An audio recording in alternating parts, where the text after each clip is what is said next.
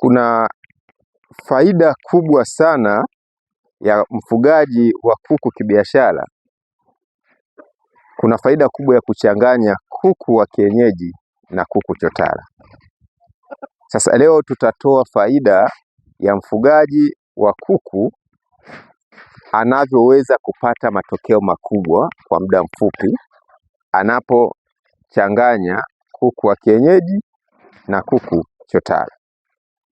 Faida ya kwanza ya chotara, tutatoa faida ya chotara na tutatoa faida ya kuku wa kienyeji. Alafu na wewe utaangalia jinsi gani ukiwachanganya hao katika mradi wako wa kuku una uwezo wa kukuletea mapinduzi makubwa sana ya kiuchumi. Faida ya kwanza, kuku ya chotara. Chotara ni kuku ambaye anakuwa kwa haraka. Tunaashumu unapototolewa leo ni baada ya miezi 5 mpaka 6 anaanza kutaga. Hiyo ni faida ya kwanza ya kuku chotara. Lakini faida ya pili ya kuku chotara ni kuku ambaye nyama yake inawahi kukua kwa haraka. Unaweza kawahi kumuingiza sokoni na ukapeleka katika matumizi mengine ya kuendesha mradi wako. Hii ni faida tena ya pili ya kuku chotara.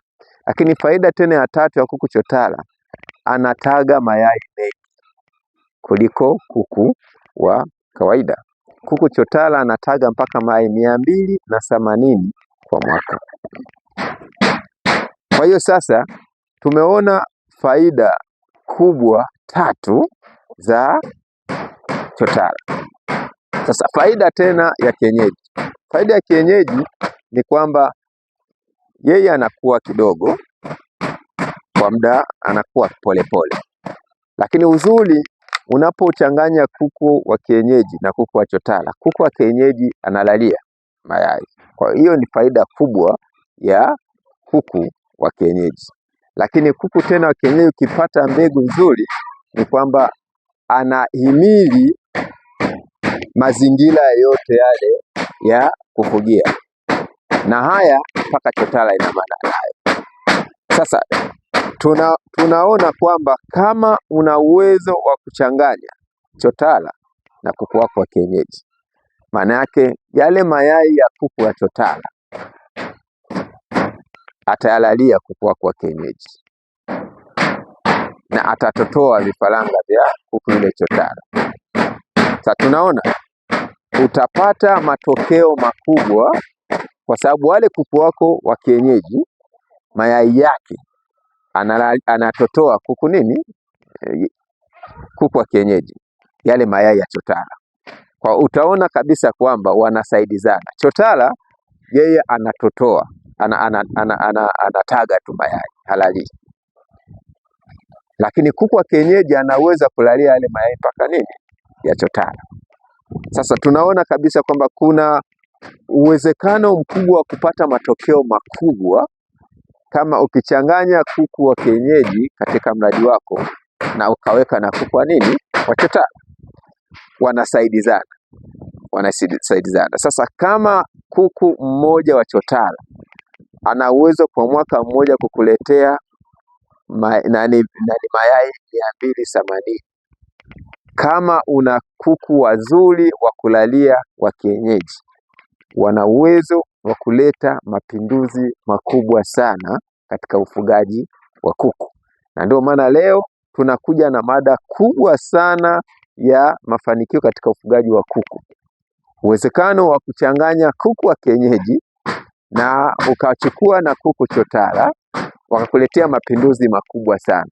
Kwa mfano, unachukua majogoo ya chotara, unachagua majike mazuri ya kienyeji, unachukua majike tena mazuri ya chotara, unayamixa.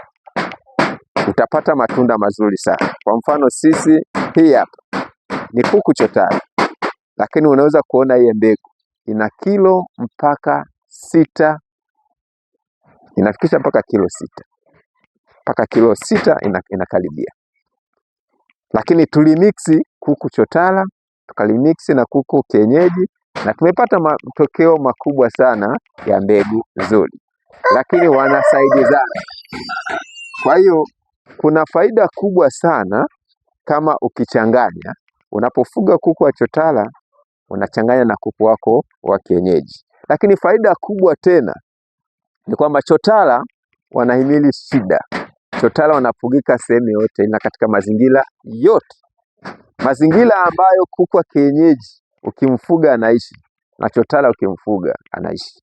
Kwa hiyo kuna faida kubwa sana ya kuchanganya hawa wawili ili waweze kukuletea matunda makubwa sana katika ufugaji huu wako mkubwa.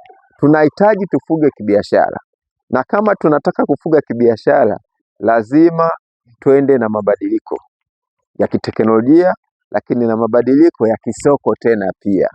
Lakini ukubwa tena mzuri tena wa chotara, ukikwama katika mradi wako, chotara unaweza kumuingiza haraka sokoni kwa sababu ana nyama kubwa na anakuwa kwa kubwa zaidi kuliko kuku wa kienyeji. Kwa hiyo pale unapokuwa na changamoto ya pesa, kwa mfano unataka labda uingize sokoni kuku wako labda 30 au 40 kwa muda mfupi, unaweza kumuingiza chotara sokoni na akakuletea mapinduzi makubwa sana. Kwa hiyo tuna imani katika somo hili la kufuga kuku wa chotara na kufuga kuku wa kienyeji, faida yake umeiona kubwa. Natumaini somo hili linaweza likakusaidia wewe, lakini likamsaidia tena na mtu mwingine. Please, unaweza ukalaki hapo ukamtumia na mtu mwingine akapata ujumbe huu. Tunaishi kwa kusaidiana. Wewe ukinisaidia mimi, ukamsaidia na mtu mwingine, Mungu atakubariki sana. Usikose kitabu cha Umilionea Umejificha Ndani ya Ufugaji wa Kuku ambacho nimekiandika mimi. Kimebobea mambo mengi ya ufugaji wa kuku. Ni kutoka kwa mwandishi wa vitabu Simoni Lameki Bwiko, lakini ni mwalimu wa mafunzo ya ujasiriamali pia. Tunaenda sasa katika vipengele vikubwa vya mafunzo ya ufugaji wa bata kibiashara. Tunaenda tena katika vipengele tena vingine vya mafunzo ya ufugaji wa kanga kwa kiasi kikubwa, na mafunzo ya ufugaji wa sungura kwa kiasi kikubwa, na mafunzo ya ufugaji tena wa kuku.